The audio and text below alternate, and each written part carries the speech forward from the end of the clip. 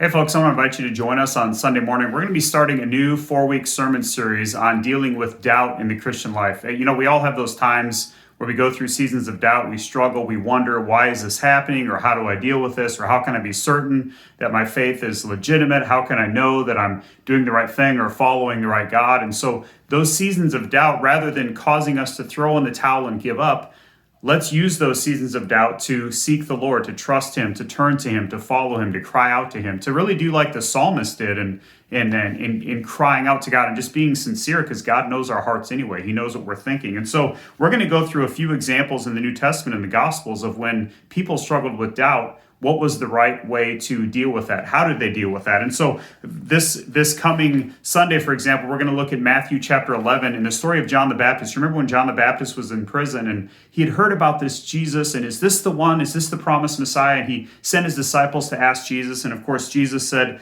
go and report to John what you hear and see. And then he shared some examples of how Jesus was fulfilling the very scriptures that had promised what he would do. And so we're going to talk on Sunday to going from doubt to pursuit. When we have those doubts, let's pursue Jesus. Let's use those doubts to pursue him, to trust him, to turn to him. And so if you're like me and like pretty much every other human that's ever existed, you're going to have those times where you struggle with doubt, where you're just uncertain about things. And so how can we trust God in the midst of that? And how can we use those seasons of doubt to actually grow in our faith rather than to cause us to turn away from the Lord? And so I hope you'll join us Sunday morning. Of course, we've got family groups at 9:30, but before that, we've got our prayer gathering from 9 to 9:15 every Sunday morning. We hope you'll join us for prayer, and then join us for family groups at 9:30 for all ages all across the building, and then our worship celebration at 10:40 when we'll start Help My Unbelief. Let's deal with these seasons of doubt. Hope to see you Sunday morning.